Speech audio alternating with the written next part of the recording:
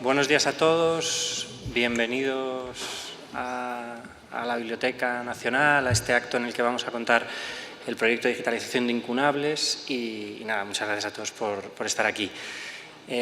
Antes de decir unas pequeñísimas y brevísimas palabras, lo primero también quiero agradecer a todo el equipo que ha colaborado en el proyecto, tanto desde Biblioteca Digital como desde el Departamento de Patrimonio, en llevar a cabo esta digitalización de incunables, ¿no?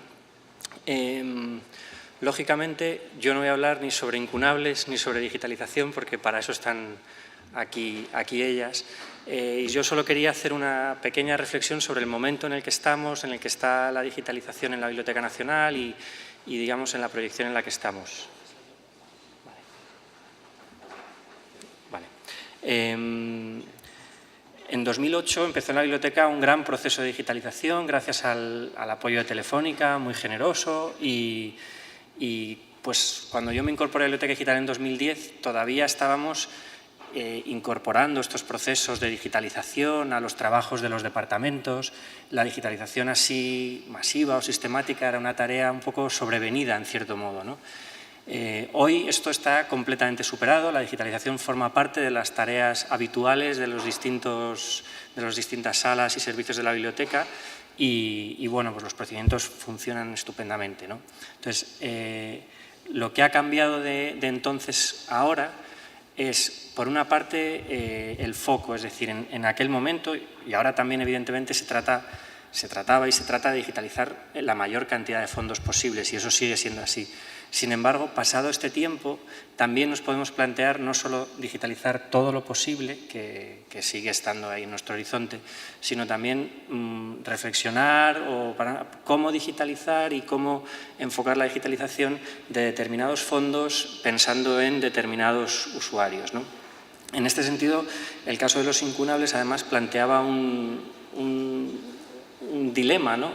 Teníamos los incunables digitalizados, porque como un fondo especialmente valioso estaban microfilmados y por tanto contaban con una copia digital a partir de esos microfilms. Entonces, hombre, el material está accesible, ¿no? ¿Qué hacemos? ¿Digitalizamos esto en vez de que ya está, en vez de digitalizar algo que no tenemos, ¿no? Son preguntas que pues todo el que ha hecho un proceso de digitalización probablemente se ha tenido que plantear, ¿no? Entonces, pasado este tiempo, nos parecía que la respuesta ya era que sí, es decir, ya hemos digitalizado fondos que faltaban y que eran fundamentales y ya llegaba el momento también de empezar a prestar atención a cómo digitalizamos fondos especiales, como en este caso es la colección de manuscritos de la biblioteca. Y por otra parte, y yo creo que eso ha sido también muy importante, desde el principio de este proyecto han estado muy implicados los responsables de este fondo, tanto en lo técnico como en la difusión de este proyecto, ¿no? Y yo creo que en ambos casos también tenemos que aprender que esto es muy, muy importante. Cuando desde Biblioteca Digital se plantea, pues podríamos afrontar este proyecto desde Patrimonio, se nos responde con mucho entusiasmo y desde el principio se trabaja en hacer una selección de qué hacer, porque no se podían hacer todos los incunables, por dónde empezar para fijar criterios que fueran sólidos, relevantes, consistentes.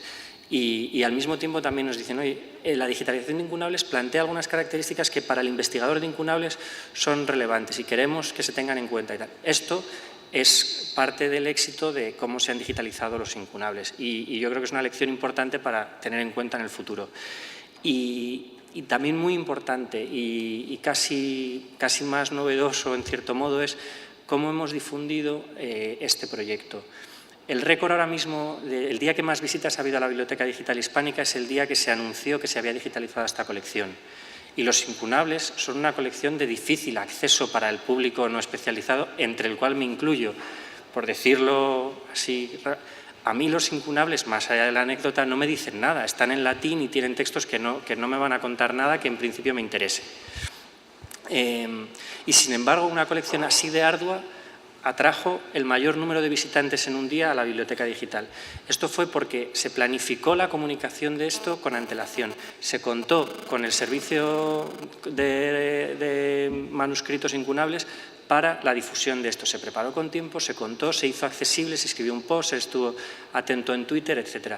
Y esto tuvo un resultado directísimo en cómo fue acogida la noticia y en el número de accesos que tuvo. Y yo creo que esto es un éxito, y no solo porque conseguimos muchas visitas, que también evidentemente es importante, sino porque se hizo accesible un fondo y se explicó el valor y la naturaleza de este fondo a mucha gente que, si no, probablemente, entre los cuales me vuelvo a incluir, hombre, algo de incunables sí sabía, pero digamos, entre los cuales, pues puedes no saber por qué los incunables son importantes. En la biblioteca siempre gastamos la broma de que los periodistas confunden incunable y manuscrito. Siempre te preguntan que si un manuscrito es incunable y cosas así. Es decir, la gente le suena algo importante, pero no sabe lo que son.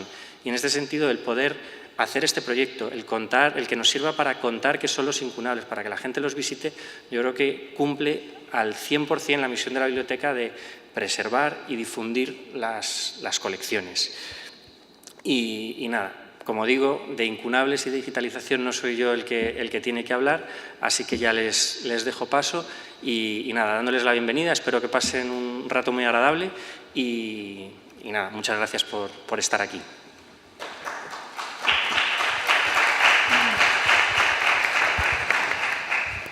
Bueno, simplemente agradecer una vez más la asistencia y sin mucha más dilación voy a dar paso a Adelaida Caro, que muchos de vosotros conocéis, es jefe de sección de impresos menores del Departamento de Manuscritos Incunables y Raros, y cuando se puso en marcha todo este proyecto estaba concretamente en el servicio de incunables y manuscritos. Os vamos a presentar aquí las dos caras de la moneda de un equipo transversal y que demuestra lo importante que son estas dos caras que tienen los proyectos, la catalogación, el conocimiento de los fondos, cómo seleccionar, cómo dar con estas directrices que estaba comentando José Luis, y la parte de digitalización que ya hablará nuestra compañera Noelia García. Adelaida, adelante. Destacar, por supuesto, si no lo habéis leído, el post, los dos posts que ha escrito Adelaida y que habla tanto de la colección de incunables como del proyecto, que creo que abren un poco las puertas y aclaran estos conceptos. Muchas gracias. Bueno, hola a todos. No sé si el micrófono está a la distancia correcta. ¿Sí? No sé cómo hacer que se vea mi presentación en la pantalla. Tino.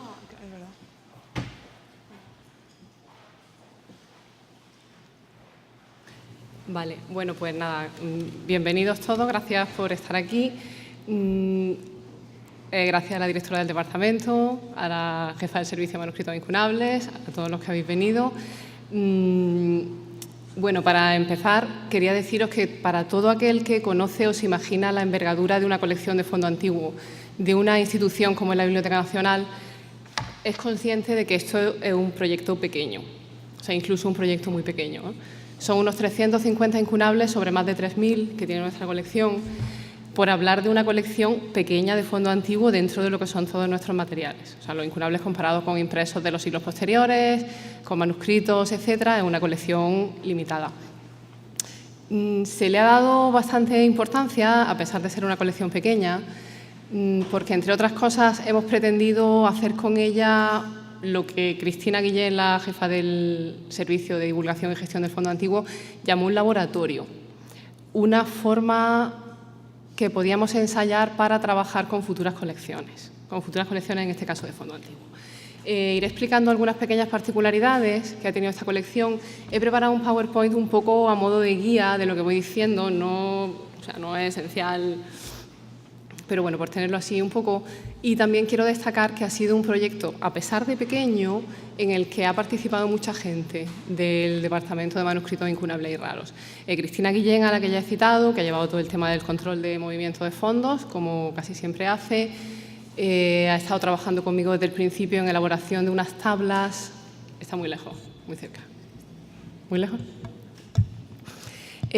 Una serie de tablas que recogían toda la colección de incunables, a partir de las cuales se han generado las que hemos ido exportando a Biblioteca Digital. Luego, dentro del servicio de manuscritos incunables, siempre la jefa de servicio ha estado pendiente de todo, en todas las tomas de decisiones, y ha sido fundamental el papel de Elena Asensio, del mismo servicio, tanto en lo que ha sido el marcado de los ejemplares para la colocación de una regla, que es un tema que comentaré, que es una de las novedades que se han incorporado, como en la revisión de las catalogaciones, que también voy a comentar con un poco de detalle. Voy a intentar no extenderme demasiado,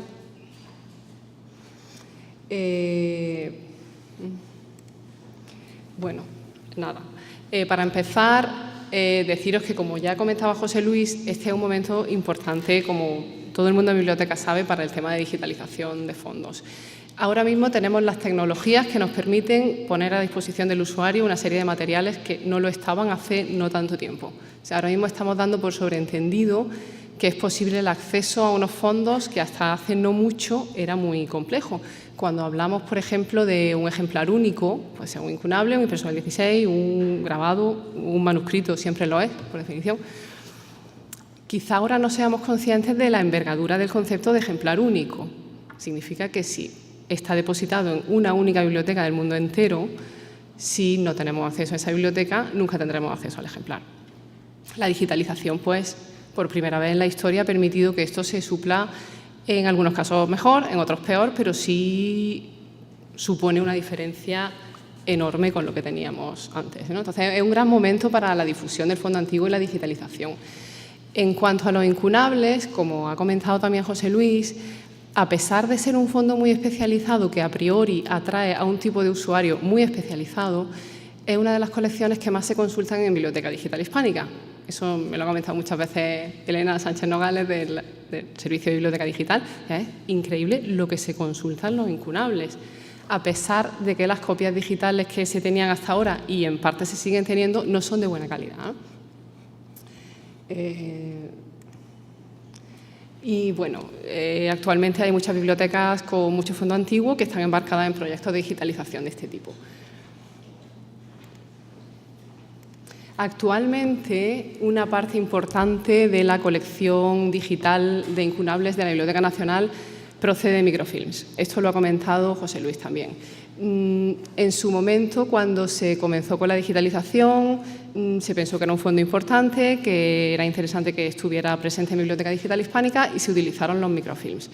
La ventaja de esto es que pues, no se dañaba más el ejemplar, ese fondo ya estaba microfilmado, no era necesario volver a pasarlo por ningún tipo de procedimiento mecánico. El resultado pues, es una copia de micro que cada vez menos está a la altura de lo que un investigador espera cuando se dirige a una biblioteca digital. Posteriormente se han ido realizando digitalizaciones de mejor calidad, en muchos casos ha sido a petición de usuarios, de expedientes de reprografía, ha habido convenios concretos, por ejemplo, hay muchos incunables sevillanos que están digitalizados a través de un convenio con la Junta de Andalucía, pero esa no es la mayor parte de la colección. Esto que he puesto aquí simplemente es una imagen de cómo se ve ahora mismo una obra digitalizada a partir de un microfilm. En este caso no es un micro de mala calidad, tampoco la de la digitalización, pues se observan elementos esenciales, el texto no se lee especialmente bien, pero bueno, aquí tenemos las marcas de propiedad, pues se ve, es lo que probablemente sea una antigua asignatura, parece que hasta cierto punto se han respetado los márgenes, que no siempre es así, pero es un documento que ha ido perdiendo calidad. Y para determinados tipos de investigación no responde a la expectativa de un investigador, ¿no? Dentro de lo que se está haciendo actualmente en el mundo, en este ámbito, nos hemos fijado una serie de modelos y el principal para nosotros ha sido la Biblioteca de Baviera, la Bayerische Staatsbibliothek. Tiene un fondo de incunables muy importante, por eso la hemos tenido en cuenta. Voy a mostrarla muy brevemente. Tiene distintos modos de acceso a sus colecciones, sus digitalizaciones son de bastante buena calidad y han incorporado temas como la regla para medir el formato y los tipos, que es una de las cosas que nosotros hemos introducido que no estábamos haciendo hasta ahora en la Biblioteca Nacional. Esta es la Biblioteca Digital de Baviera, como veis aquí tiene una serie de colecciones, aquí están los impresos antiguos, con una pequeña explicación, aquí a la derecha pues, se pueden buscar las colecciones, distintos tipos de búsqueda y sus digitalizaciones están muy bien hechas, son de muy buena calidad. Entonces, este fue uno de nuestros principales modelos.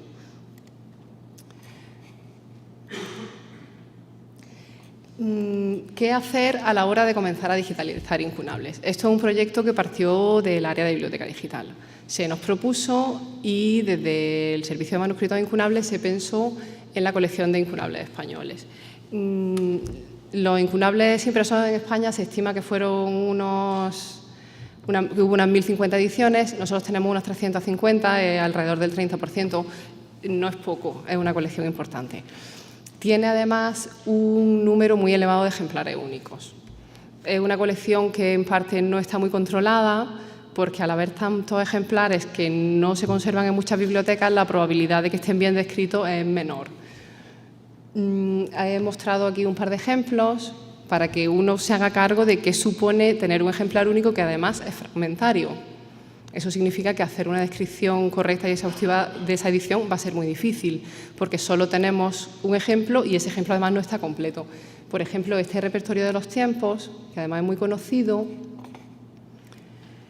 nuestro ejemplar es el único que se conserva y le falta el primer cuaderno. Entonces, si lo vemos, esto está digitalizado recientemente y empieza así. Si ven aquí abajo a la derecha, pues está la marca, la asignatura tipográfica del cuaderno B, que suele ser el segundo, el cuaderno A está ausente. Lo mismo ocurre, por ejemplo, en estas homilías, que el caso es todavía más llamativo, porque realmente lo que conservamos es esto. Son 4 hojas de estas características. Eso es lo que tenemos nosotros y es lo que hay en el mundo entero. O sea, no se conoce en la actualidad ningún otro ejemplar de estas obras.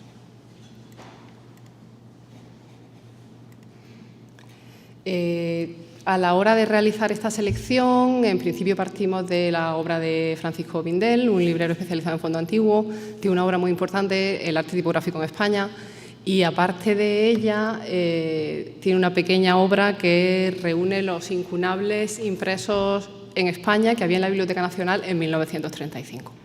Él en su momento describe 262 ediciones, desde entonces ha incorporado unas 100 más. Al margen de la obra de Bindel, como ya vemos desde el año 35, se realizó una búsqueda por localidades con imprenta para completar y localizar teóricamente todo lo que tenemos. Y de ahí salió la selección original. ¿Qué pasaba después de haber seleccionado qué obras queremos incluir? Era qué ejemplares queremos incluir de esas obras. Hay ocasiones en las que contamos con más de un ejemplar de una edición determinada. Hay casos, pues los de ejemplares únicos, es evidente que solo tendremos una, en otros casos, pues hay un ejemplar, en otros casos hay muchos. Aquí quería mostrar uno para que se vea. Pues en este caso tenemos 3. Aquí ves el INC 1163, el INC 1610 y el INC 1680. ¿Qué ocurre en estos casos? ¿Cómo seleccionamos qué ejemplar queremos de todo eso? Esto ha sido un trabajo de depósito, de ir al depósito, ir viendo todos los ejemplares y escoger el más apto.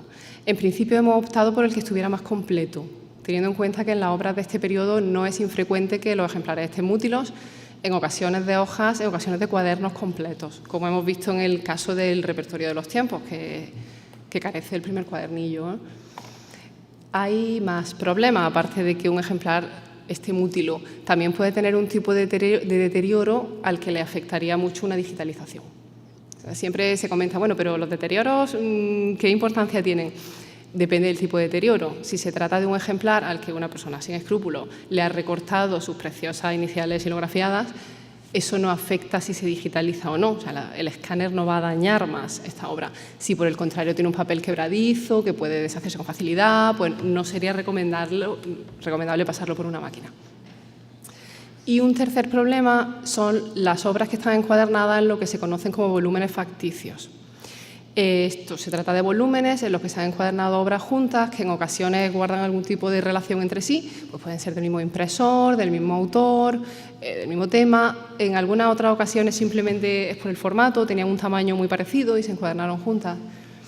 Y cuando se digitaliza una obra que se encuentra en un volumen facticio, la política de la BNE, no sabemos en otros sitios, imaginamos que será similar, es digitalizar el volumen completo, porque eso implica que solo se va a digitalizar una vez. Independientemente de que todo lo que haya incluido en ese volumen sea de interés para nuestra colección, debe digitalizarse todo, queda pendiente, porque lo contrario significaría que cada vez que necesitemos una obra contenida en ese volumen facticio, hay que sacarlo del depósito, hay que pasarlo por un escáner, abrir esa encuadernación, en fin. Por lo tanto, hemos optado generalmente por el que tuviera el contenido completo.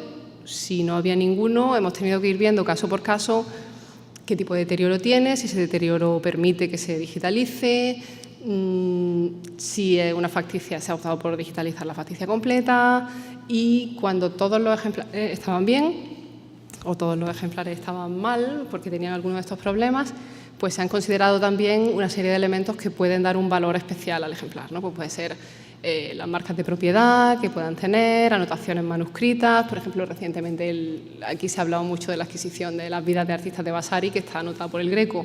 El valor de ese ejemplar no es solo la edición en sí, sino las anotaciones manuscritas. Entonces, ese tipo de cosas también se han tomado en consideración.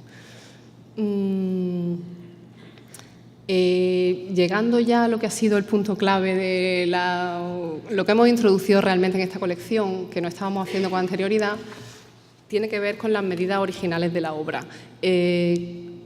Un modo de identificación de ediciones incunables es lo que se conoce como método Proctor-Heblar, por Robert Proctor y Conrad Heblar, que diseñaron cada uno por su lado un tipo de sistema de identificación. Uno consiste en la medición de 20 líneas de texto y la medida en milímetros que dan estas 20 líneas, y el otro consiste en la forma de la M mayúscula en textos que están en letra gótica, la Q mayúscula en textos que están en letra romana. Escogió la M y la Q porque son de las letras más significativas dentro de cada letrería, digamos, de cada conjunto de tipos que utiliza un taller. La combinación de estos dos elementos suele ser bastante fiable para identificar en qué posibles talleres de imprenta ha podido ser impresa una obra. Actualmente existe una base de datos que es de ayuda. Conrad Heblar hizo una obra al respecto, que es el repertorio de tipos de la imprenta incunable. Actualmente es de una consulta muy ajena a lo que es un investigador actual, sobre todo si es joven. Es una obra impresa en un montón de volúmenes, con un montón de Ms, combinaciones de tamaños, que ya no es un sobreentendido para un investigador que sepa utilizar este tipo de obra. Si la base de datos, que he traído un segundo para que se vea en qué consiste, que quizás sí se vea más claro que si lo explico yo, permite la localización de talleres introduciendo el tipo de letra que se busca, si es gótica o romana, y un rango de milímetros. Pues si buscamos, hemos medido y nos parece que nuestra obra, las 20 líneas dan una medida de unos 89-90 milímetros, lo podemos introducir en la base de datos y nos va a dar un resultado con todos los talleres que en el periodo incunable utilizaron tipos de ese tamaño. Y nos mostrará además, no en todos los casos, pero en muchos, qué tipo de mayúsculas y con suerte minúsculas y de qué tamaño se corresponden con ese tipo de letra. Bueno, esto parece muy complejo, muy ajeno a otros aspectos de la biblioteconomía, pero se sigue utilizando en los incunables. ¿Cuál es el problema de la copia digital? La copia digital por defecto se va a adaptar al tamaño de la pantalla en que se consulte. Si tenemos una gran pantalla, veremos un incunable muy grande. Si lo estamos viendo en un iPad, veremos un incunable más pequeño, y si es un teléfono, pues más pequeño todavía. Entonces, eso había que solventarlo de alguna manera. ¿Qué se está haciendo en muchas bibliotecas? Se está incluyendo una regla en el margen. Una regla que nos va a poder dar la idea tanto del formato, de cuán grande es esa obra realmente, como de cuánto miden las letras. O sea, nos va a permitir poder calcular con esa letra cuántos milímetros miden 20 líneas de texto. Esto lo están haciendo bastantes bibliotecas ya. La Bayerische, la Biblioteca de Baviera, que hemos comentado como modelo, la está haciendo también. Y en España también se está utilizando en bibliotecas universitarias, no todas, pero hemos encontrado ejemplos de algunas, y en algunos casos también en la Biblioteca Virtual del Patrimonio Bibliográfico, donde amablemente nos mostraron algunos ejemplos de cómo lo estaban haciendo. Estos son unos modelos. En la Biblioteca de Baviera, pues aquí, como veis, está incluso fuera del margen. En la Biblioteca Virtual del Patrimonio Bibliográfico la tenemos también aquí, justo a la izquierda, junto al margen. Había que decidir, ya que habíamos decidido ponerla, dónde la poníamos, cómo, y tomar una serie de decisiones de pequeños detalles. Bueno, esto me lo voy a saltar para no ir demasiado rápido. Hubo un antecedente, siendo muy breve, de reproducciones de buena calidad de incunables. Es lo que se llamó Incunable Printing Revolution in Europe. Es un proyecto de microfilmación, es comercial, es decir, no es un proyecto de digitalización gratuita promovido por instituciones, sino por una editorial. Y dentro de las especificaciones que se pedían a la hora de realizar microfichas, estaba que hubiera una regla incluida. O sea, esto se ha tenido en cuenta ya desde hace tiempo. Este proyecto comenzó en 1992 y todavía es una obra abierta. En nuestro caso, la decisión fue dónde poníamos la regla y si valía en cualquier sitio. La respuesta en principio pues, fue que no, la regla no vale en ningún sitio, ¿no? La primera hoja, que por defecto uno diría, pues venga, aquí mismo, ¿no? No suele ser una buena idea, muchas veces tiene otra tipografía o tiene iniciales silografiadas, no tiene las suficientes líneas de texto como para que esto sea útil. Entonces pensamos, venga, vamos a buscar bien en cada ejemplar cuál es la hoja o una de las hojas representativas. Por supuesto que tenga 20 líneas, si es posible, y también, si es posible, que incluya M o Q mayúscula para tenerlo ya todo en una hoja. ¿Qué ocurre? En algunos casos no tenemos una sola tipografía, tenemos varias. Y en algunos casos, por ejemplo, los títulos, titulillos, ahí va a ser imposible medir 20 líneas, porque un título pues, tendrá una línea como mucho 2. Todo esto lo hemos tenido en cuenta, es evidente que no puede haber siempre 20 líneas, no puede haber siempre una M mayúscula. Hay tratados muy breves en que no hemos encontrado ningún ejemplo, pero se ha tratado dentro de la medida de lo posible de que siempre que haya 20 líneas y siempre que haya M o Q se haya escogido esa letra y esa página, perdón. Fuimos seleccionando según ese criterio, fuimos marcando los ejemplares con unas tiras de conservación en las hojas que eran las que debía ponerse la regla y eso se trasladó a Biblioteca Digital, que con gran paciencia con nosotros, después de muchos debates sobre cómo ponerla, pues se acabó haciendo de esta manera, ¿no? Esto es un pequeño ejemplo de más o menos cómo ha quedado. Se ha comentado mucho dentro y fuera si la regla debía estar más cerca del texto o incluso dentro del texto, si debía estar fuera del margen. Todas las opciones tenían puntos a favor y en contra. Nos pareció que esta era una forma útil. También estábamos cuestionando si el 0 debería comenzar en la base de la línea 0, que es como debería medirse. Finalmente llegamos a la conclusión de que debe ser una ayuda, la regla, y siempre el investigador con su propia regla puede empezar a tirar líneas empezando por el milímetro en cuestión. En fin.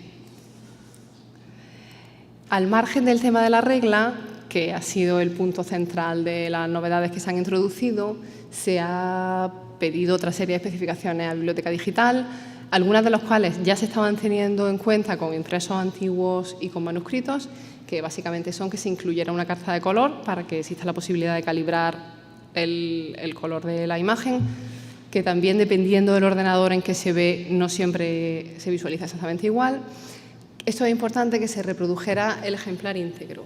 Ha habido un periodo en que las reproducciones que se hacían se reproducía básicamente el texto, no se reproducían las encuadernaciones, no se reproducían las hojas de guarda, tampoco las hojas en blanco. En este tipo de ediciones las hojas en blanco son importantes y deben tenerse en cuenta.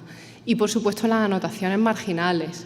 Muchas veces se han hecho copias tan ceñidas a la caja de escritura que se han perdido notas marginales que podían ser de gran interés. Se pidió también que se introdujera una lámina cuando hubiera hojas translúcidas para que no se traspasara el texto de una hoja a otra y finalmente que se presentara doble página, que da una mejor idea del grosor del volumen, etc. Esto de aquí más o menos nos permite ver algunas de estas cosas. Aquí tenemos la carta de color, vemos cómo esta doble página se ha digitalizado la encuadernación, que tenemos aquí pequeñito a la izquierda.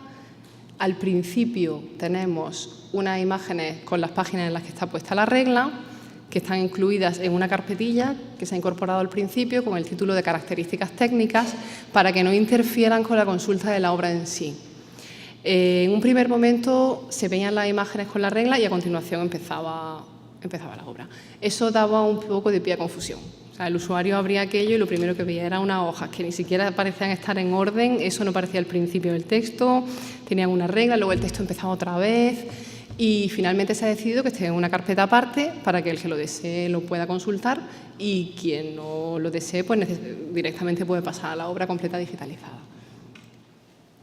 Y bueno, hay otro aspecto que ya terminaré con él, tiene que ver con las catalogaciones de incunables que existen actualmente en la Biblioteca Nacional. No se corresponden en su mayor parte con lo que es la normativa actual para la catalogación de monografías antiguas, lo que son las ISBDAs. Y carecen, por ejemplo, de información de ejemplar. Cuando se cataloga un libro antiguo es muy importante que se haga una distinción entre dos tipos de descripción. Una es la descripción de lo que llamamos el ejemplar ideal, que es como supuestamente el ejemplar salió de la imprenta, y otra es la que se refiere al ejemplar que nosotros tenemos en la mano. El ejemplar que nosotros tenemos en la mano pues puede estar muy útil de determinada hoja o cuadernos, puede tener anotaciones manuscritas, puede tener iniciales miniadas a mano, encuadernaciones determinadas, en fin, una serie de datos que no estaban consignados hasta ahora en nuestro catálogo en línea. Sí lo están en el catálogo bibliográfico de la colección de incunables de la Biblioteca Nacional de España que realizó Julián Martín Abad y se publicó en el año 2010. Es está accesible también en línea en la web de la biblioteca y aquí sí se ha incorporado mucha información relativa a ejemplares, mucha información de procedencias, de si los ejemplares están mútilos. Por otra parte, no es un catálogo en línea, por tanto no responde a una descripción catalográfica según las normas actuales y teniendo mucha información de fondos no tiene una serie de campos de descripción de ejemplar ideal, por ejemplo, lo que es la descripción física. En base a esto se ha decidido aprovechar esta situación en la que todos esos ejemplares de incunables iban a pasar por nuestras manos para actualizar las catalogaciones. Esto es un trabajo lento, pues teniendo en cuenta que de momento hemos revisado pues, unas 350 sobre más de 3.000 que tenemos.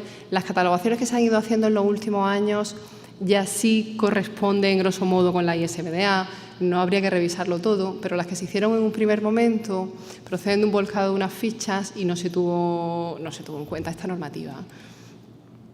En estos momentos las descripciones que todavía siguen usándose de los incunables de la Biblioteca Nacional son el catálogo de incunables de la Biblioteca Nacional de García Rojo y Ortiz de Montalbán, es del año 1945 y tiene 4 apéndices posteriores con todas las incorporaciones que fueron llegando. El último apéndice de 2004. Del 2010 es la obra que ya he citado de Julián Martín Abad, el catálogo bibliográfico de la colección de incunables de la Biblioteca Nacional de España. Se trata en ambos casos de obras impresas, como también lo es el catálogo general de incunables en bibliotecas españolas, lo que popularmente conocemos como el IBE, que se publicó entre 1989 y 1990. Ahí hay incorporado muchos fondos nuestros. Y para los incunables españoles se sigue utilizando, aunque parezca increíble por las fechas, la bibliografía ibérica de Conrad Heblar, que publicó la primera parte en 1903, la segunda parte en 1917. Este tipo de bibliografías, de algún modo cada vez están más obsoletas, pero en algunos ejemplares tampoco es que hayan sido suplidas por otras, más recientes. Y lo que quería hacer ver es que en todos estos casos se trata de catálogos bibliográficos pensados para ser libros impresos y que, por lo tanto, no tienen por qué guardar ninguna relación con lo que son las reglas de catalogación. Bueno, los incunables, por otra parte, han tendido a seguir sus propias normas de descripción. El hecho de que muchos catálogos de una gran calidad, como el catálogo de Julián Martín Abad, prescinda de determinados campos de descripción, como por ejemplo son las asignaturas tipográficas, también parte del hecho de que los incunables han sido tan estudiados y tan descritos y tan tratados que muchas veces a la hora de describirlos simplemente se remite a otras descripciones que ya existen.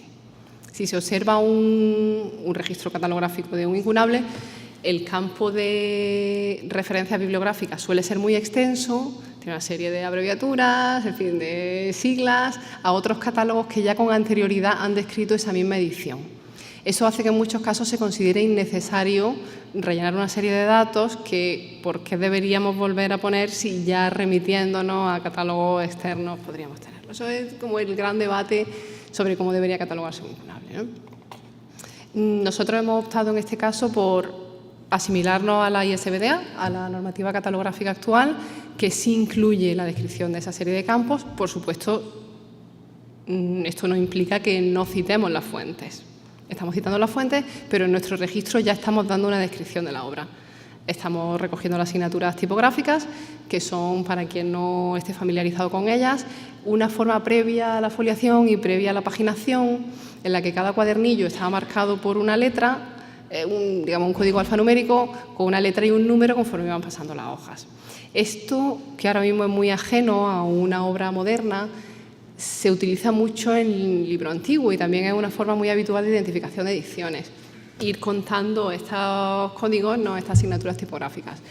Eso está recogido en ISBDA, que debe incluirse, nosotros lo estamos haciendo.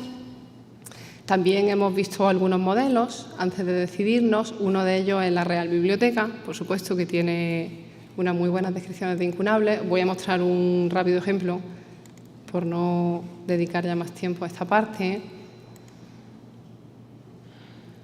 pero tiene una primera parte, que sería la descripción de lo que hemos llamado el ejemplar ideal. Aquí se ve, no sé si lo que yo hago se ve ahí, sí. Por ejemplo, el número de páginas, como de hojas o páginas dependiendo, se ha tomado directamente de la obra. Aquí tenemos en la descripción física la asignatura tipográfica. Se está especificando qué tipo de letra tiene, letra gótica en 2 tamaños, cuántas líneas tiene el texto. Todo esto son elementos importantes para la identificación de un libro antiguo.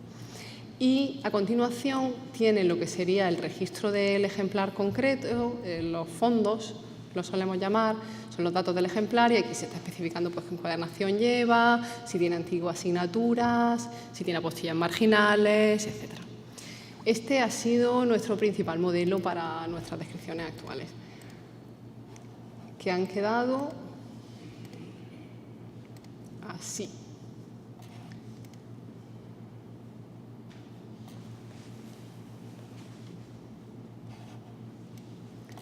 Bueno, hemos introducido también los datos de impresión tomados del colofón, la descripción física, como comentaba, en el registro de la Biblioteca Real. En este caso, por ejemplo, se trata de una obra que carece de asignaturas tipográficas. Hemos especificado cómo, según los cuadernillos, habría sido si estuviera expresada. También especificamos pues, letra gótica. Nosotros hemos incorporado el tamaño de la letra, la medida de las 20 líneas que comenté antes. Y en la pestaña de asignatura está la información de ejemplares. Tenemos descrito este ejemplar que estamos explicando, pues probablemente proceda del Marqués de la Romana, los datos de procedencia, se trata de una encuadernación en pergamino, antigua asignatura, tiene apostillas marginales, etc. Y así están quedando los registros. La idea de todo esto, tanto de la digitalización como de la revisión de las catalogaciones, es que sea de utilidad para los usuarios y los investigadores. El debate de si una copia virtual suplirá a un objeto material siempre estará abierto. Para algunos aspectos, como por ejemplo el tema de los cuadernillos, pues siempre será muy difícil de suplir. Depende mucho también del tipo de investigación que se pretenda. Si se pretende hacer una edición de un texto determinado y se quiere ir a la génesis editorial y ver cuál fue el texto original que se publicó en el siglo XV, cualquier digitalización de este tipo es útil. Si se pretende hacer un estudio material de una obra, pues no lo será tanto. Habrá casos en los que será inevitable acudir al ejemplar físico y está bien que así sea. Pero en principio esperamos que sea un tipo de digitalización que pueda suplir las necesidades de muchos usuarios que no pueden desplazarse, sobre todo teniendo en cuenta que se trata de colecciones que tienen muchos ejemplares o únicos o que existen pocos en el mundo. Y ya está, por mi parte. Voy a dejar paso a Noelia, que va a explicar todo lo que es la parte técnica de la digitalización en sí. Después de las 2 intervenciones abriremos un turno de preguntas para que, bueno, pues tanto Adelaida como Noelia puedan responder las dudas que, como bien ha dicho Adelaida, y agradeciendo a todos y cada uno de los miembros del personal del Departamento de Patrimonio Bibliográfico, es mucha la gente que ha estado implicada. Y a continuación va a hablar, como comenta Adelaida, Noelia García, que es jefe de sección de Biblioteca Digital y que ha estado en la parte de coordinación de la labor de digitalización. Bueno, buenas tardes a todos. Muchas gracias, Isabel, por la presentación, a todos por asistir, a los que nos están viendo a través de la web, a José Luis también por su presentación y a todas las personas que han participado en el proyecto. Bueno, aquí en la primera diapositiva simplemente he querido mostrar un pequeño resumen de los diferentes puntos que vamos a ver. El proyecto de digitalización sistemática que se lleva a cabo en la Biblioteca Nacional, el propio portal de Biblioteca Digital, la digitalización de la colección de incunables, hablaremos de aspectos así más técnicos y cómo ha sido todo el proceso, la preservación digital, no sé si se escucha bien también, sí, ¿verdad? Gracias. La preservación digital en la Biblioteca Nacional, que es una tarea fundamental en todo proyecto de digitalización, las diferentes funcionalidades que tiene el portal de Biblioteca Digital, así como la difusión que se lleva a cabo de las colecciones y la presencia nacional e internacional que tiene BDH.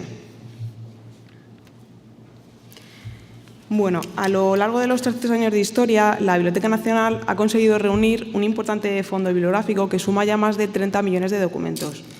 Entre sus objetivos prioritarios se encuentra la digitalización de este rico patrimonio, un proceso que es clave para poder cumplir con dos de sus principales cometidos, como es la conservación de los fondos y la difusión entre los ciudadanos.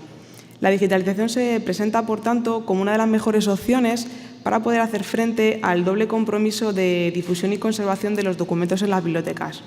Por un lado, se facilita su conservación, pues una vez digitalizados rara vez volverán a ser manipulados, y por otro lado se favorece su difusión a través de Internet. Esto significa que ya es posible consultar un libro, una revista, un periódico en cualquier momento, desapareciendo de esta forma las barreras físicas y temporales. Los proyectos de digitalización en la Biblioteca Nacional se comenzaron a llevar a cabo en el año 92, donde se puede destacar el proyecto Admite, con el cual se digitalizaron 63 incunables. Desde entonces, la Biblioteca Nacional ha continuado digitalizando y realizando diferentes proyectos de digitalización en su misión de preservar y difundir el patrimonio bibliográfico español. Podemos destacar dos fechas clave y fundamentales en todo este proyecto de digitalización. 1999, que es cuando se pone en marcha el proyecto de digitalización sistemática de la prensa histórica, cuyos fondos se pueden consultar a través del portal de Hemeroteca Digital de una forma libre y gratuita. Este portal cuenta ya con 1.275 títulos y más de 50 millones de páginas de prensa histórica y actual. En el caso de la prensa moderna, solamente se puede consultar desde la sede de la Biblioteca Nacional con el fin de preservar los derechos de autor. Y para el resto de materiales, en el año 2008 comenzó otro gran proyecto de digitalización sistemática que con gran ilusión, trabajo y conocimientos de los diferentes profesionales de la Biblioteca Nacional y del equipo de digitalización, permite a los usuarios poder consultar con facilidad obras de todo tipo de las que se conservan en la institución. Este gran proyecto de digitalización sistemática se pudo llevar a cabo gracias a un convenio de patrocinio que la Biblioteca Nacional suscribió con Telefónica, a través del cual se contó con un presupuesto de 10 millones de euros que permitió la digitalización de un importante volumen de sus fondos, por lo que en 2013 ya se contaba con la digitalización de más de 20 millones de páginas, de todos los tipos de documentos que la Biblioteca Nacional conserva, entre dibujos, grabados, fotografías, manuscritos, incunables, mapas. El patrocinio de Telefónica permitió que la Biblioteca Nacional pudiera mantener toda la autonomía necesaria para poder organizar el proyecto y para poder establecer los criterios de calidad que son exigibles a una institución como esta, siendo la Biblioteca Nacional la responsable de todo el proyecto y de la titularidad de las imágenes. Todo este material digitalizado está disponible de una forma libre y gratuita en el portal de Biblioteca Digital Hispánica, contando ya con más de 169.000 títulos disponibles. Desde su puesta en marcha en el año 2008, el incremento de nuevos títulos, así como las funcionalidades que se han ido poniendo en marcha y la difusión que se realiza de sus contenidos, ha permitido que la evolución general haya sido muy buena en los últimos 2-3 años en cuanto a los accesos y los usos que hacen los usuarios de Biblioteca Digital Hispánica. En general hemos llegado a conseguir mantener con bastante estabilidad los 3.000 accesos por día, cuando hace cosa de un año pues estábamos en torno a los 2.000. En cifras totales hemos subido un 40% tanto en accesos como en usuarios respecto al periodo de enero a mayo del 2014. Los criterios que se han seguido para la selección de los fondos en un proyecto de tal envergadura han sido diversos. Por un lado, se atiende al valor patrimonial de los documentos, al interés que pueda tener para los usuarios, a aspectos relativos a la preservación de los ejemplares físicos y también a acontecimientos que puedan darse de especial relevancia cultural. Este año estamos digitalizando gran parte de los fondos que aquí se conservan de Cervantes, debido a que el año que viene, en el 2016, se cumple el 4º centenario de su muerte. Otro de los objetivos de selección se basa en que la Biblioteca Digital Hispánica sea un reflejo de la riqueza y variedad de los fondos que aquí se conservan, buscando de esta forma un equilibrio entre los diferentes tipos de material. Además de las colecciones seleccionadas, la Biblioteca Nacional también digitaliza fondos bajo petición de los usuarios, a través del servicio de reprografía, y todos aquellos que forman parte de las exposiciones que la Biblioteca Nacional organiza o en las que participa. Todos estos fondos, que se encuentran libres de derechos de autor, acaban formando parte del portal de Biblioteca Digital Hispánica para su consulta y difusión totalmente gratuita. En cuanto a la colección de incunables, la Biblioteca Nacional alberga una de las colecciones de incunables más importantes del mundo, como ya sabemos. Una parte importante de ella se encuentra digitalizada a partir de antiguos microfilms, pero dada la calidad que se ofrecía de ellos a través del portal de Biblioteca Digital Hispánica, en blanco y negro, sin encuadernación, como ya nos ha explicado Adelaida, que no animaba demasiado a difundir una colección tan valiosa para los investigadores, en 2014 comienza la digitalización de una importante selección de estos incunables. A partir de los originales, y con el fin de poder contar con imágenes de una calidad suficiente para los investigadores y para los usuarios en general, se pone en marcha la digitalización de esta selección que nos permita ofrecer una reproducción digital de conservación lo más verdaderamente fiel a las obras impresas. El proceso de digitalización se ha realizado en 2 fases. En una primera fase, que tuvo lugar de octubre a noviembre del 2014, se digitalizaron 85.000 páginas y un total de 332 ejemplares.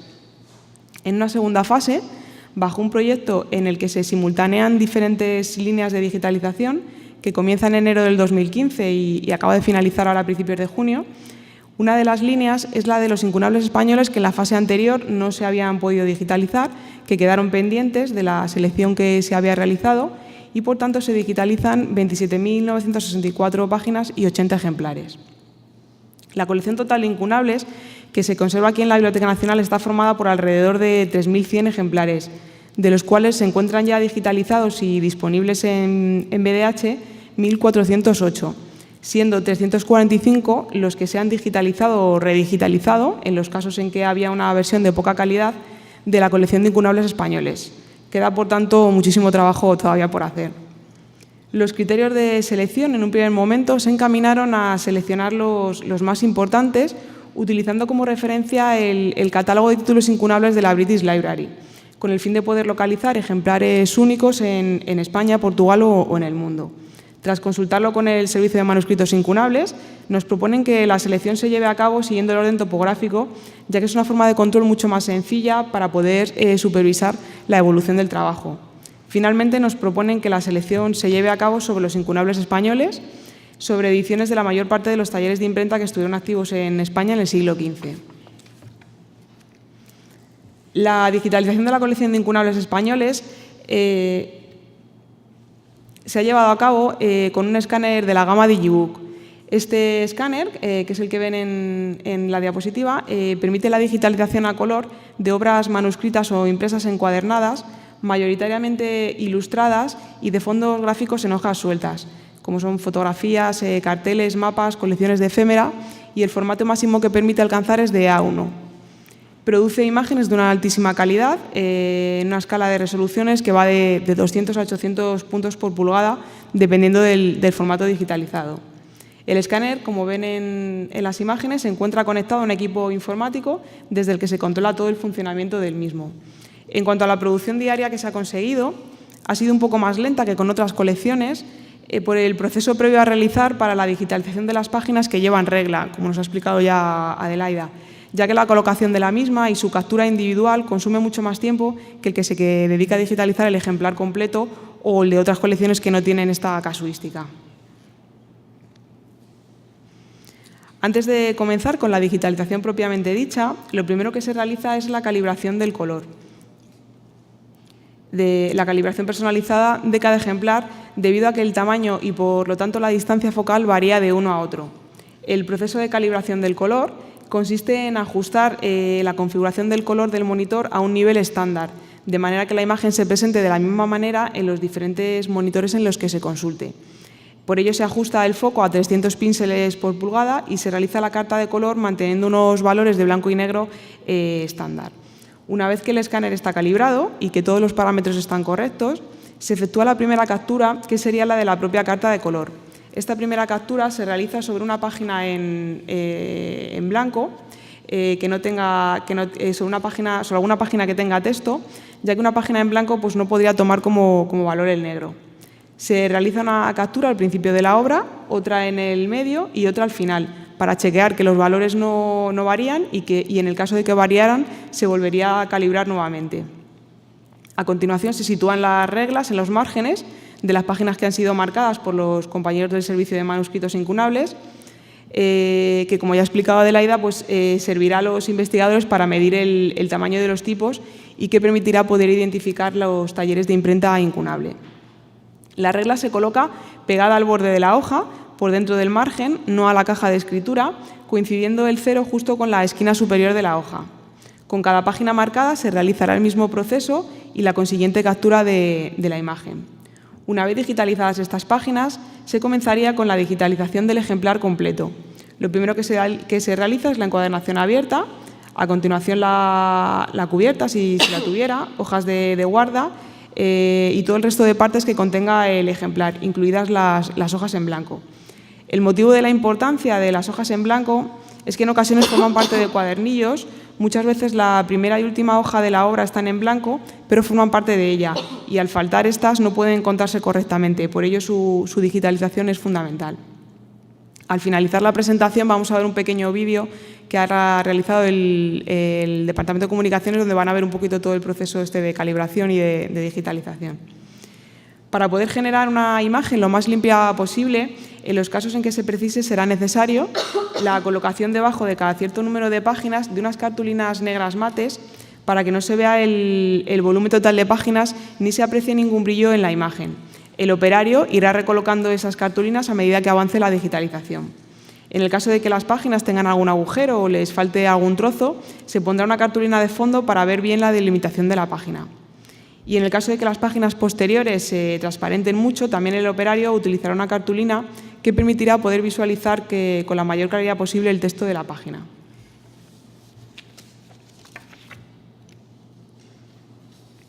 Con la primera captura y escaneado del ejemplar se obtiene el denominado archivo TIFF Master en bruto, el archivo de preservación que se realiza con la máxima calidad posible, respondiendo a uno de los objetivos principales de todo proyecto de digitalización, que es la preservación del documento original. Existen muchos formatos y pueden aparecer más, pero a día de hoy es el formato más adecuado para la conservación.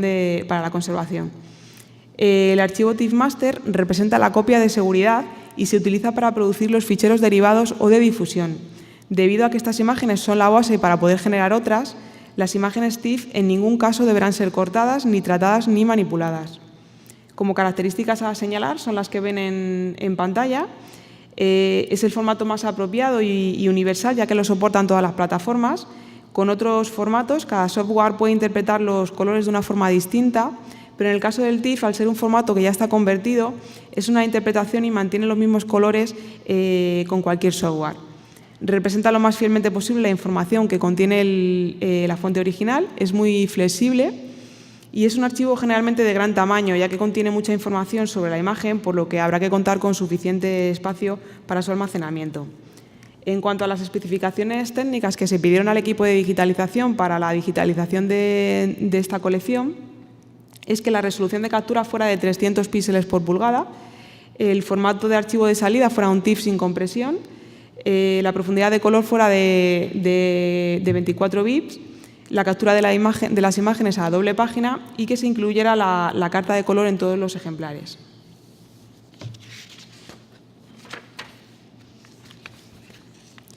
Tras el proceso de digitalización y obtención de las imágenes TIFF Master, se procede a realizar el control de calidad de las imágenes que se han obtenido.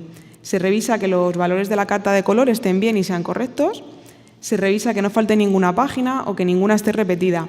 En el caso de que se diera alguna de estas circunstancias, si faltase alguna página, se digitalizaría esa página y se insertaría en el orden que debe llevar, y si estuviera repetida, se eliminaría esa imagen extra. Si alguna imagen estuviera rotada, se corregiría y se colocaría en el sentido horizontal correcto. Si estuviera desenfocada, se digitalizaría nuevamente y si hubiera que realizar algún recorte, también se llevaría a cabo. Se verificará además que las imágenes digitales estén correctamente alineadas, que no tengan márgenes añadidos y que sean una representación fiel e íntegra del original. Una vez que se comprueba que el ejemplar se ha digitalizado correctamente, se procede al proceso de edición de las imágenes, que nos permitirá obtener el archivo de difusión que se colgará en el portal de Biblioteca Digital Hispánica a disposición de los usuarios. En primer lugar, se realizan una serie de procesos a través de un programa de edición, procesos que se automatizan a través de una serie de acciones y que facilitan la edición de todas las imágenes que contenga el ejemplar. Guardamos este archivo en formato JPG, indicando la calidad y la resolución que queremos que tengan las imágenes. El archivo TIFF original que se ha generado tras el proceso de digitalización puede llegar a pesar hasta 300 megas fácilmente, 300-400 megas, por lo que será necesario realizar previamente este proceso que nos permita reducir mucho el peso final del archivo que visualizará el usuario, facilitándole para ello su descarga de una forma rápida e inmediata. Con este proceso de reducción de peso del original, las imágenes son perfectamente legibles y no pierden prácticamente calidad. Este proceso se realiza automáticamente en todas las imágenes del ejemplar, generando un fichero en JPG que de los 300-400 megas que pesaba el original en formato TIFF puede quedarse en un peso de 1,3 megas, no perdiendo apenas calidad en su visualización. En el caso de la colección de incunables, se especificó que las imágenes irían a doble página, por lo que no era necesario recortarlas. En el caso de que hubiera sido necesario su recorte, este proceso se habría llevado a cabo antes de la reducción de peso del archivo. El siguiente paso será la inserción de la marca de agua institucional. Esta marca de agua nos va a permitir identificar la titularidad de los derechos de las imágenes, indicando que dichas imágenes son propiedad de la Biblioteca Nacional, por lo que el usuario que las quiera utilizar para uso comercial deberá solicitar un permiso de reproducción y uso a la Biblioteca Nacional. En el caso de que el uso no sea comercial, podrá utilizarlas libremente, indicando siempre la fuente de donde proceden. Este proceso de inserción de la marca de agua es similar al anterior, se automatiza una acción indicando la marca de agua que quiero que se inserte en las imágenes del ejemplar, de acuerdo a un tamaño y a la transparencia, en función del color de las imágenes, para que la marca de agua se aprecie correctamente.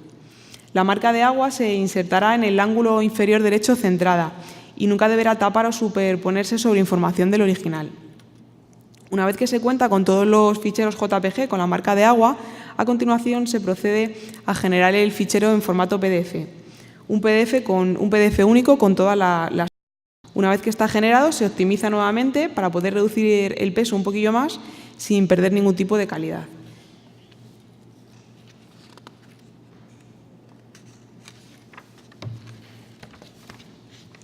Cada imagen resultante de la digitalización irá identificada con la asignatura del ejemplar. Deberán llevar nombrado y estar identificadas tanto las encuadernaciones, hojas de guarda, las hojas en blanco, tratando de difundir fielmente la estructura del documento original. El archivo de difusión que se ha generado tras los diferentes procesos de edición puede ser en formato JPG o en formato PDF. En el caso de la colección de incunables es en formato PDF. Y como características pues también son las que se detallan en la diapositiva. Es el formato de difusión para el usuario final, el que el usuario utilizará para consulta y para descarga en web. Se trata de un formato de compresión. Es necesario comprimir el archivo para facilitar y agilizar el acceso al usuario, así como para que pueda ser descargado en el menor tiempo posible. A pesar de esta compresión, tiene una calidad aceptable para su visualización en pantalla.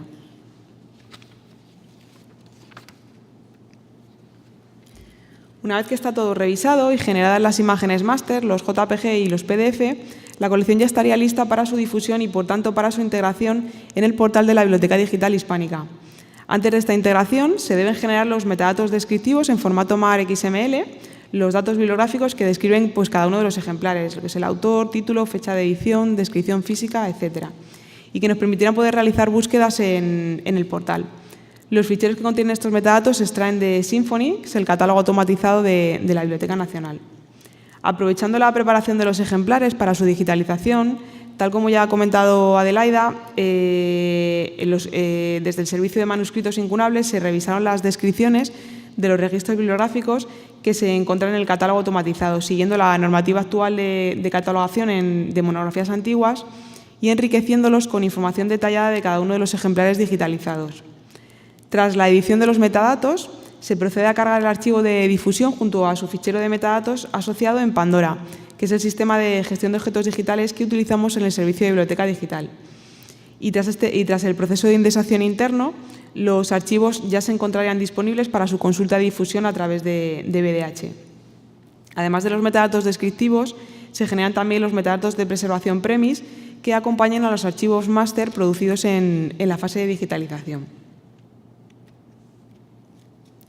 Una vez tenemos ya la colección, desde el apartado de Descubrir colecciones, es posible acceder a la colección de incunables españoles que se encuentra ahora mismo disponible. El usuario podrá localizar la colección, pues bien realizando búsquedas por tipo de material, por asignatura o directamente buscando mediante este acceso a través del cual podrá navegar por todos los ejemplares disponibles y consultar el que realmente le pueda interesar. A su vez, desde esta visualización detallada, en la que se muestra toda la colección, el usuario podrá ir aplicando filtros, como los que ven aquí en el lado izquierdo de la pantalla, que le permitirá ir pues afinando más la búsqueda por acceso temático, por tipo de material, por colección destacada, por autor, por año o por lengua.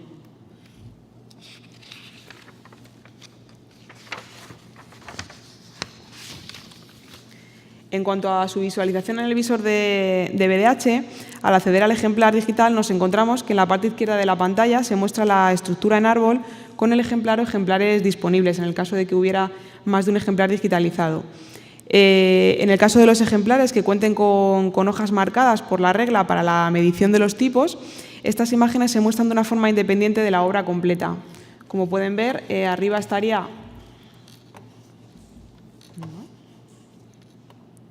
las características técnicas. Al desplegarlo se mostrarían todas las imágenes que se han digitalizado con la regla y debajo estaría el ejemplar completo, se repetirían las imágenes que aparecían también en el fichero de características técnicas, pero ya sin la regla.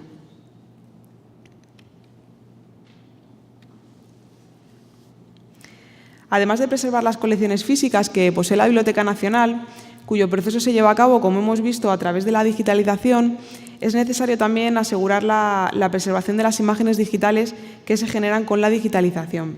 La preservación digital es el conjunto de actividades a realizar sobre la información digital que asegure la posibilidad de su utilización futura en al menos las mismas condiciones que en las que se creó.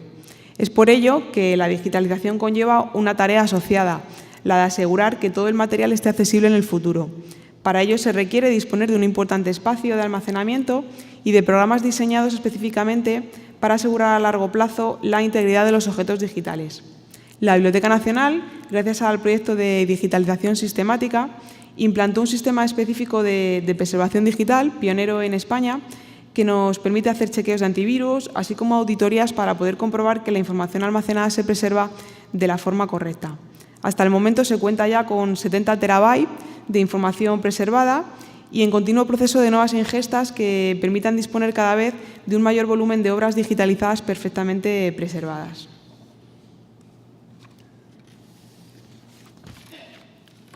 Una vez tenemos la colección de incunables españoles ya disponible en el portal de Biblioteca Digital Hispánica y a la espera continuemos con la digitalización del resto de ejemplares de la colección, es importante también destacar que toda biblioteca digital, una vez que tiene sus colecciones digitales disponibles, no puede quedarse ahí.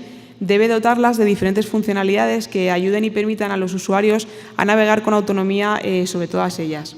En el caso de la Biblioteca Digital Hispánica, desde su creación en el año 2008, ha ido incrementando tanto su contenido como mejorando y ampliando las funcionalidades ofrecidas. Actualmente cuenta con las siguientes funcionalidades.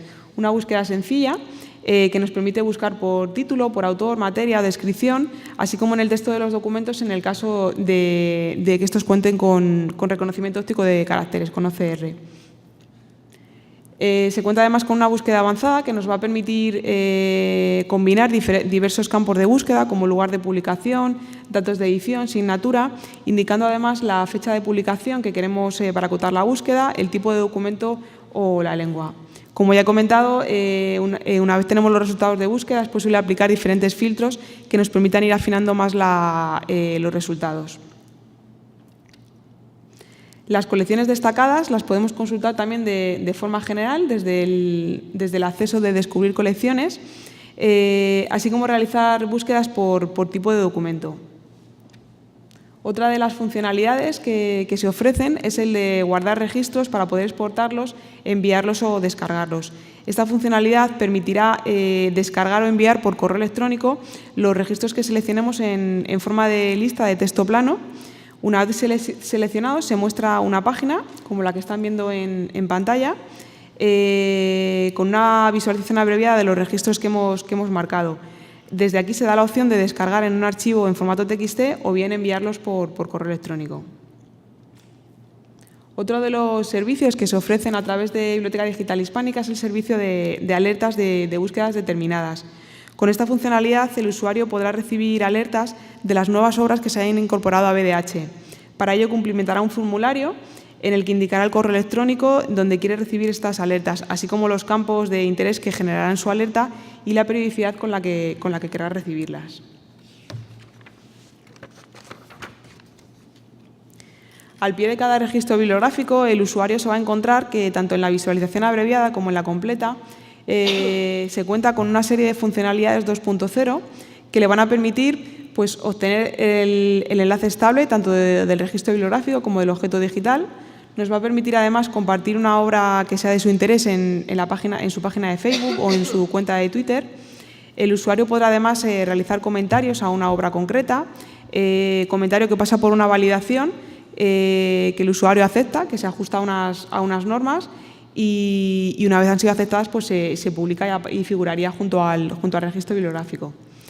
En la parte inferior del registro bibliográfico es posible además ver las obras que otros usuarios también visitaron al consultar dicho registro. De estas obras se recoge su miniatura, el título, el autor y la votación que haya recibido por parte de los usuarios. Esta funcionalidad está inspirada en otras plataformas, como es el caso de Amazon, muy útil como estrategia de promoción de otros productos. Pero no solo se trata de tener muchas colecciones y muchas funcionalidades, también es importante saber difundirlas. Para ello, desde la Biblioteca Nacional se cuenta con diversos recursos para esta tarea de difusión, como es el caso de Facebook, una de las redes sociales más utilizadas a día de hoy, Flickr con su galería de imágenes, Twitter, la página web o el blog de la Biblioteca Nacional. A través de todas estas herramientas se difunden los diferentes contenidos disponibles en BDH que han permitido aumentar el número de visitas de usuarios que acceden a diario, tal y como ya les he comentado en un inicio. Y para finalizar, destacar que la Biblioteca Digital se encuentra también presente en los principales proyectos internacionales relacionados con contenidos digitales, como es Europeana, la Biblioteca Digital de la Comisión Europea, en la Biblioteca Digital Mundial de la UNESCO, en Hispana, el Directorio y Recolector de Objetos Digitales de las Bibliotecas, Museos y Archivos Españoles, y en BDPI, la Biblioteca Digital del Patrimonio Iberoamericano, que es el portal que da acceso a los contenidos digitales de las bibliotecas nacionales iberoamericanas, siendo la Biblioteca Nacional la responsable de su desarrollo. Toda la coordinación y puesta en marcha se ha llevado a cabo a través de la Biblioteca Nacional.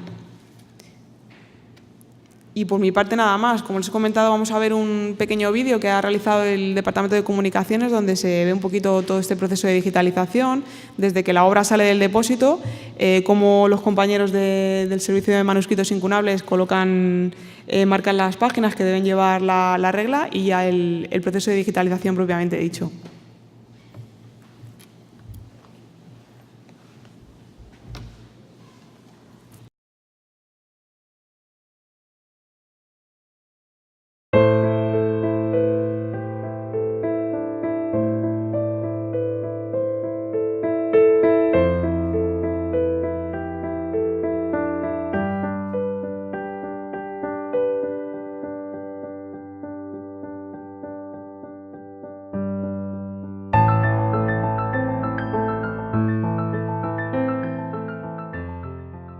La Biblioteca Nacional de España ha digitalizado su colección de incunables españoles, accesible ya en Biblioteca Digital Hispánica, que cuenta con unas 350 ediciones.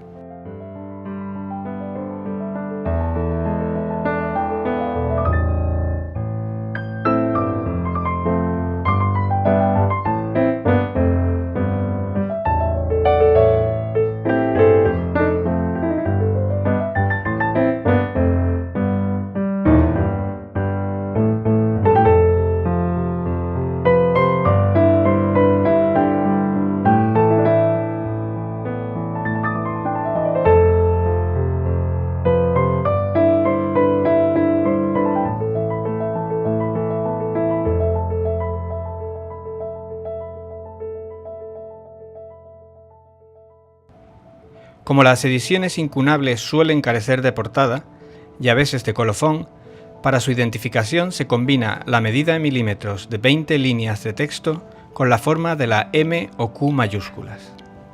Las hojas seleccionadas a tal efecto se marcan con una tira de papel. En el proceso de digitalización se incluye, como novedad, una regla en los márgenes para medir el tamaño de los tipos, esencial para identificar el taller de imprenta de origen de cada ejemplar.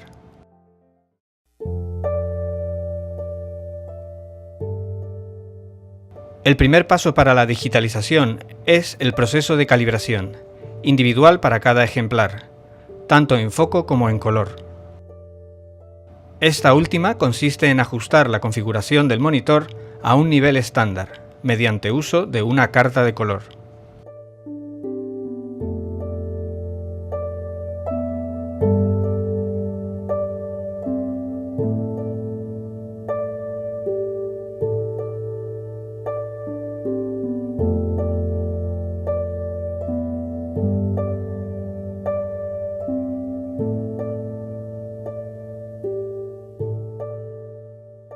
Primero se colocan reglas en las páginas marcadas y se digitalizan, para seguir después con la encuadernación y el ejemplar completo.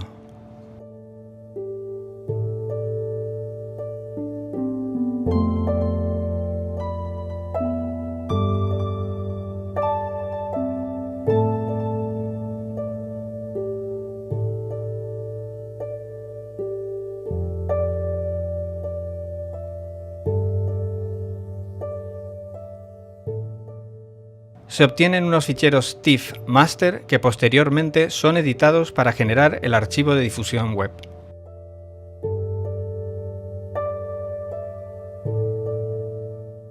También se han actualizado las descripciones bibliográficas en el catálogo en línea para asimilarlas a la normativa ISBN-A, actualizando campos tales como la descripción física.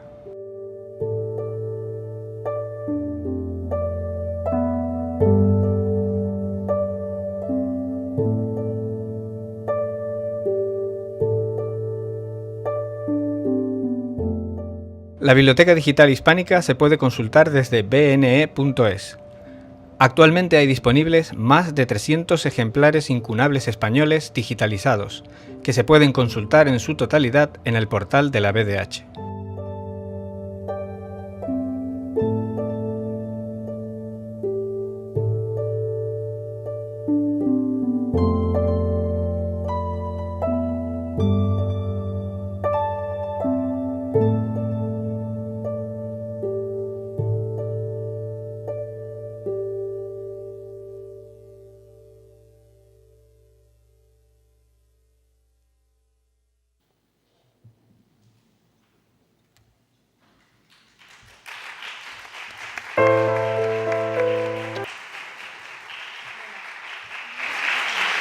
Muchas gracias. Se abre un turno de preguntas.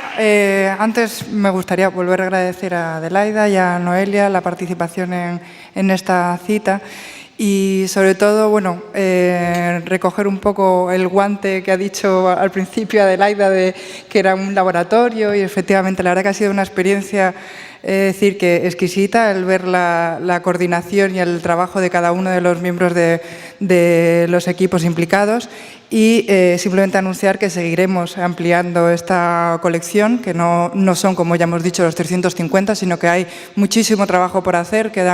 Son unos 3.000 ejemplares, si no me equivoco, de incunables, y precisamente este año pondremos en marcha un pliego de digitalización que pretendemos que nos permitan ofrecer una oferta, hacer una oferta mejor y más completa, más allá de los 350 incunables. Si hubiera cualquier duda, pregunta. ¿No? Bueno, pues sin más, agradecer la presencia de todos y ya saben, nos vemos bien en el servicio de manuscritos incunables o bien en bdhbn.es, que ahí podrán consultar todas las maravillas que hay en esta institución. Muchas gracias.